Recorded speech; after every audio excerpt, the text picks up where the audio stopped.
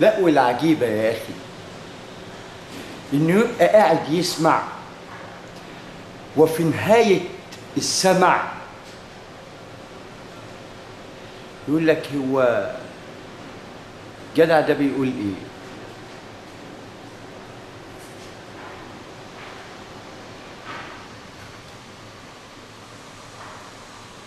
أصله عايزه يبقى زيه فبيختبر، بيقول له الجدع ده بيقول إيه؟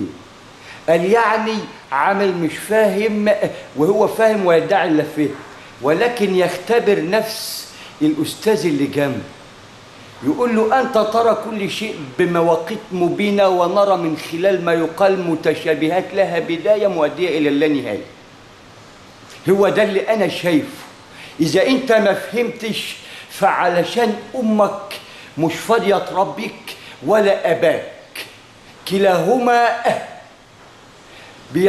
بيصارع على كرسي من خشب زائل مع جسد له خوار زائل، ولم يريا الجنتان اللي بهما كرسي من الماس خير ما أنجبت السماوات وفي الدرك من نار.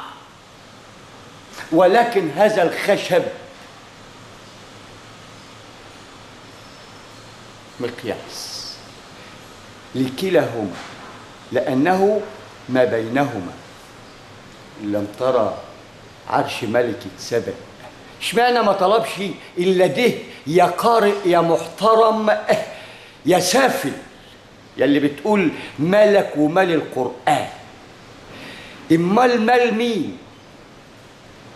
إما البعيد مالك وأنا مالي، مال مين؟ ده نزل للعالمين، أي للعالمين جمع عالمين، العالم الأول والسفلي. يا سفلي بدرجتك بعلمك بما قلت، لأنك نفسي وأرى في أجزاء سفلية.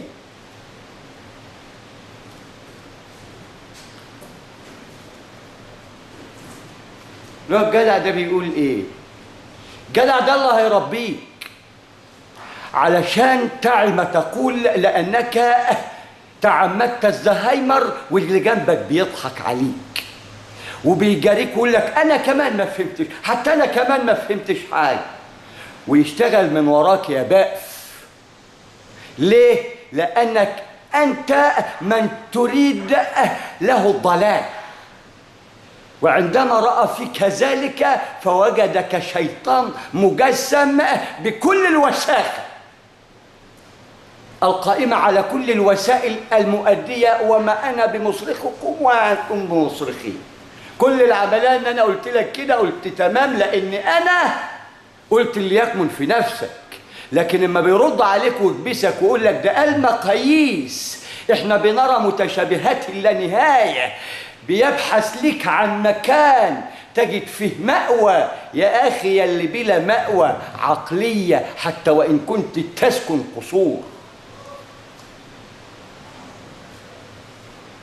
هذا المقياس زائل ودائب، والدائم وجه الله. وبعد مرحلة هذه الدواب أي الدائبتين المتجددتين على الدوام،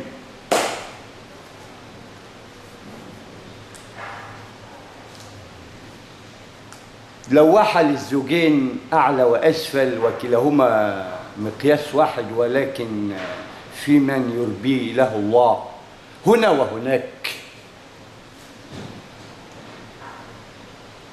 تقول لي جدع ده بيقول ايه؟ ده ماسوني.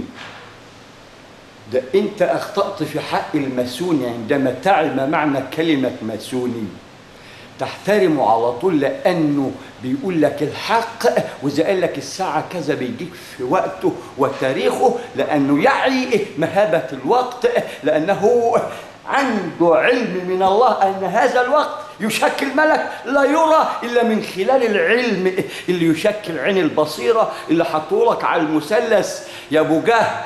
تقول لي حاطط عين على الماسونية. عين العلم يا ضال، يا ابن الضالة، لأن كلاهما يفر على كرسي خشب بتنازعه في الملك. لو وعت أنها في مطبخها تنجب خير ملك، تنجب خير رئيس، تنجب خير وجهة، تنجب خير سفير، تنجب خير عالم، تنجب خير مخترع من خلال مقياس واحد. اطمأنت على نفسها في البيت عندما تحسن التربية. والأب اللي أنا فاكره زير أجي أشرب منه الجاهل ألاقيه بدل ما يكون ماء أراه دماء. بقى وصلت للدرجة دي على كرسي التافه. المفروض أن يوجد الماء نرى في الزير الدماء. احذر مسك الأرض لأني هسقيك منه أنا بنفسي بكل تواضع. حتى مش كنت رئيس، ده لو كنت شيخ الرؤساء، لأن ده قانون يا فاقدين القانون. لسان كلب واحد ماسونية، يا سلام على أمك. لو أمك فهمت أنت قلت إيه كانت عدمتك. ولو أبوك الجاهل اللي بيجري الزير التافه اللي أنا هقلعه وأنزل غيره، كما أنه يعي إن كلاب غيره اتقلعت بأوضاع وبأخرى من حيث لا يدري ولا يحتسب. جلاليب بيضة موصى عليها من الصين. أنا نعد أي نحن كشركة الدائرة الثلاثية، وعلى هذا الاسم يضل يا ابن الشرموطة. للأبحاث العلمية والإعلام تدير وجهك هقوم لسعك على قفاك بواحد بيعرف حرف واحد عربي، أجي أخليه يترجمه على قفا أمك هنا بكل اللغات العربية عشان تقول لي ماسوني كويس يا كلب. ما هي القافلة تسير والكلاب أمثالك اللي بقت على دماغهم ودماغ أبوهم وصحفة مصحوقة. الأخ بار، أخ وبار ليه؟ لأنك معرفتش تهديه. أخبار تجري على الوساخة وأهرام. أنت تعي معنى مصطلح أخبار أو أهرام يا داير، كلاهما يا أعلى صحافة في مصر وأعيدكم سودا مني. جيت لكم متنكر لعلكم تهتدوا، ولكن تأكدوا إن لا وجود لكم مع وزير الري والصرف الصحي، مع وزارة الصناعة الآبية على آلة الدفع الذاتي اللي هسقها له في طيزه، مش في بقه إلى أن يعتزه في بقه، ولكن نقاله ربنا الأكل علشان يتدبر ماذا يأكل ويصرف على دماغ أمه. أهو كهرباء بتقطع تعمد، ما عندكوش جديد. اقطع كهرباء لا مي يا أخي، ده أنا هقطع عمر أمك والله بكل الطرق، لأنك ضال ابن ضال. ماسونية ملحد يا كلب يا تافه، جمع كلاب وقلة في الجريدة، وبهدلت صحيفة مصر الأولى شوية كلاب مسكوا يومين 3 4 5 حتى وإن كان أيا كان خلوها زلابية، مسكوا الإعلام خلوه زفت على دماغكم. تقوى الله من رقم 1 الأولى التي لا تعي معنى كلمة الأولى، والثانية التي لا تعي أنها الدنيا، تعي من هلال رمضان. الأولى تعني نواة الظل تقول الحق، الثانية تعني الدنيا تريك مغرياتها وتقول لك احذر إنها فانية بالدوام. ولكن الدائم عملك هنا مثلث علم صدقة ولد المؤدي لدوام أمام خالق الدوام الله سبحانه وتعالى. يا فعليون يا في أسفل السافلون. يا أخي تيجي تطلب تقابل وزير في عصر الأنبياء، كنت تدخل له خيمة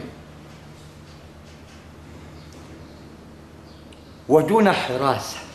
أنبياء خير ما أنجبت الأرض والسماوات، ويسمم آيات هن أم الكتاب، أي كل نبي أنبأ برسالة يشكل نواة أم الكتاب، والباقي متشابهات وغير متشابهات.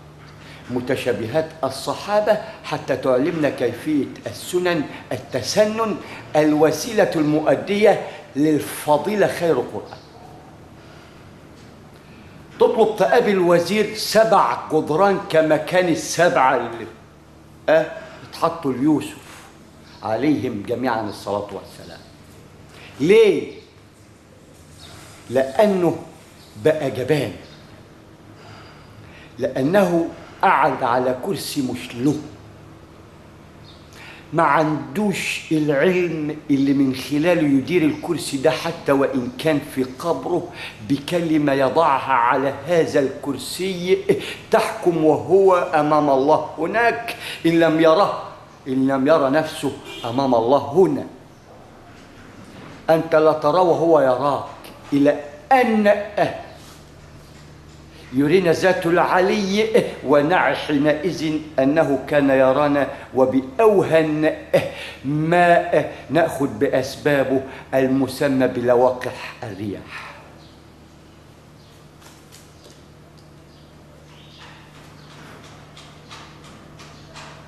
فأنت عندك المشكلة يا سيدي الوزير، يلي مانيش عارف، ده أنا قابلت رؤساء بره والله عين في عين، كلام، شغل. انت يا وزير يا مصري يا تعبان، يلي ما انتش عارف توجد حل لشبر ميه نقص غرقت فيه. يعني المفروض ان شبر ينقص، لو كنت بتغرق تقيب. لكن المعادله كما وضعتها انت 99% نشر جهل متعمد، والواحد هو مقياس الريادة، أي القبطان الفاشل اللي لا يعي كيفية القيادة، ويصر أنه يعي، مع العلم أن 99 يعي أنه لا يعي، وهو يعي أن 99 يعي أنه لا يعي، ويدعي أنه لا يعي، وبناء عليه تلاقيه في 7 خزن. تقوى الله يا أخي واظهر وقابل الناس، لأن جيتك متنكر واحذر أجيك تاني. ده أنا بره بقابل رؤساء إن لم تعي يا أبو جهل. قافل على نفسك، ولو بصيت شبر حواليك ترى الدول الأوروبية والعربية تحتفل بالمثلث، وأنت التي تقول ماذا يقول هذا الشخص اللي جنبك يرضي ضميرك السوء حتى يعي أنك سوء السوء. يقول لك حتى أنا زيك مش عارف أقول إيه. ده أنا بقول لك اللغة العربية بالحرف، يعني بترجم لك اللغة العربية اللي انت نطقتها ولم تعي إلا مقياس واحد ما خدتوش سبب من معانيها إلا أنجبت خير اللغة.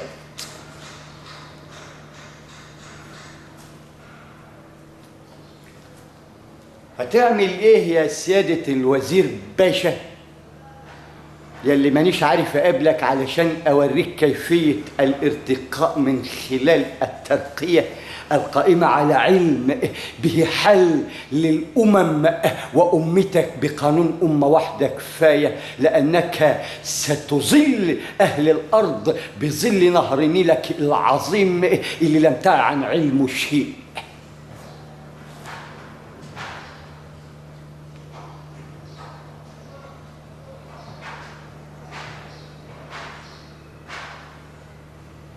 أين أنت يا وزير المياه والصرف الصحي حتى تعي أن يوجد شركة الدائرة الثلاثية للأبحاث وليس بحث علمي كوني وليس علمي محلي مدنس بقلة الأدب القائم على لا علم من خلال السرقة عين عينك. ده أنا دكتور، هيصدقوك أنت ولا يصدقوني أنا؟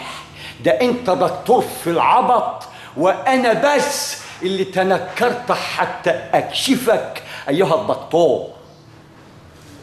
ما هو كل من هب ودب يا دكتور. دكتور فيه يا دكتور؟ يلي ماسك لي وزير وانت مهندس ما انتش عارف تهندس.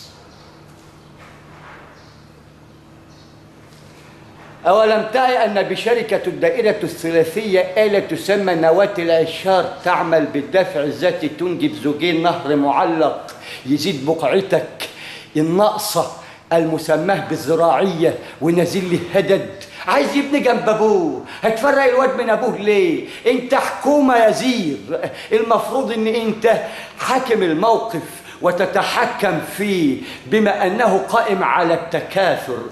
أنت هديت النهاردة لواحد هينجب 10، يبقى هتهد واحد وبعده 10. يا أخي تقوى الله يريك الحل في شركة الدائرة الثلاثية اللي ستعيد كيفية إحياء اقتصادك من اللا شيء لأعظم شيء في برق البصر عندما تعي ما أقول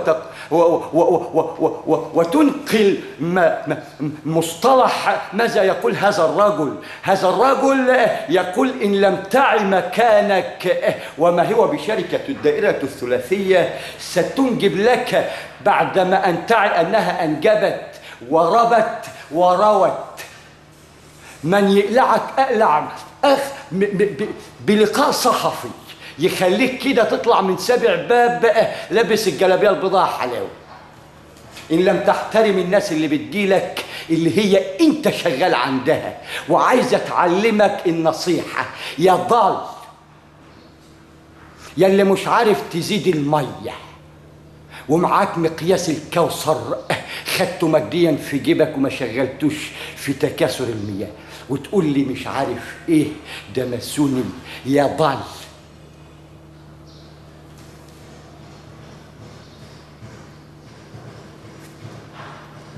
أتمنى من الله، ولكن هذه هي إرادة الله، لأن القانون عندما قال القرآن العلماء ورثة الأنبياء لابد أن تعي أن لا علم إلا من خلال القرآن، لأنه النواة وهم يعملوا بهذه النواة كيفما قال رب العرش العظيم. ولكن دون أن تعي أنت انظر حولك، اطلع من باب واحد كده تلاقي الريحة مقابلك في أول باب، اخترقت 6 أول الأزواج وانت اتقيت ال7 هنا. يا راجل ترى في شركة الدائرة الثلاثية يا وزير الري والصرف الصحي اللي هي أفقر وزارة وأفقر عمالة، ترى آلة تخليك تساهم في دعم الطاقة من خلال آلة ستوضع سنوضعها بإيد سعادتك حتى تعي كيفية تشغيل نواة العشار المعطلة صناعيا وعلميا وذهنيا وبدنيا وأخلاقيا وهيهات، واترك الذرة البشرية اللي هي تشكل لنا مقياس الطاقة الثابتة آدم واحد بس يشكل التاريخ، زائد ثبات الطاقة حواء رقم 2 تلاقيها راكعة. علشان كده تحترم الخط العربي والرقم العربي، لأن الواحد يعني الوحدانية الشامخ، 2 الانحناء. ونذكر في الأحاديث النبوية سيدنا عندما قال لو ما كان السجود لله لأمرت المرأة أن تسجد لزوجها، وإن لم يجز معك الوضوء نفعا فاستحم واطرد شيطانك حتى تعي كيف تسمع كما يعمل هلال رمضان عبد الجبار، لأن عبد الحليم مش نافع.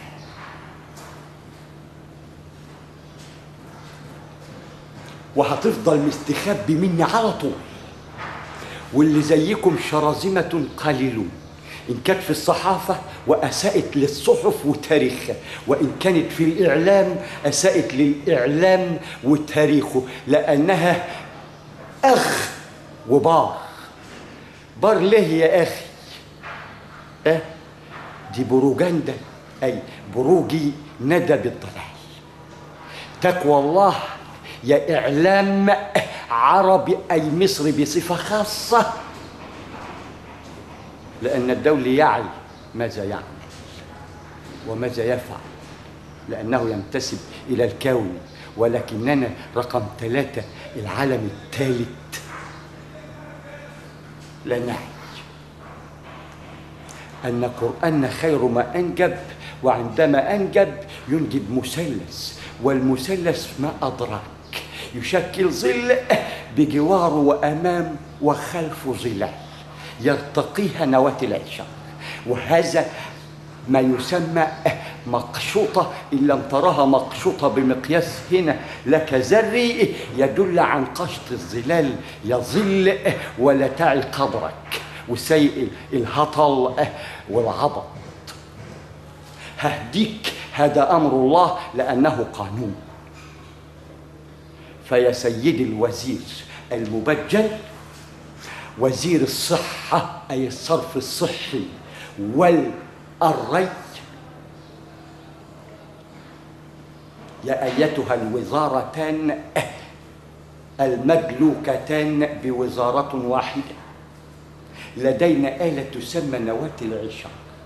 ترى نهر النيل بالمثلث، من أول المثلث كده وانت نازل يشكل شريان عريان، لا يوجد على سديه ظلال. ووجد لنا السد سيدنا ذو القرنين مقياس، وأخذنا العلوي والسفلي والبر مائي، ولم نعي أننا هذا السد وأهل ياجوج. عشان تقول لي بيقول ياجوج، أنت ياجوج وماجوج نفسه، لأن فيك الخير والشر، والخير والشر في كل إنسان. الخير عندما تحترف بقيت من أهل، والشر عندما تحترف بقيت من هاتين الفاصلتين. واذكر الذكر والأنثى في هذا وذاك حتى تعلم معنى يأجوج ومأجوج، يا قلب غير مبصر. فهذا السد عندما كان خلفه يأجوج ومأجوج كانوا يعوا كيفية قراءة الصحيفة، وهذا اللوح يلوح إلى أن تعي والقراءة منه. يقول لك بدون مشيئة هنوصل بكرة بفحر ده. الحفر ده يشكل جزء بيتناقص من عمرك.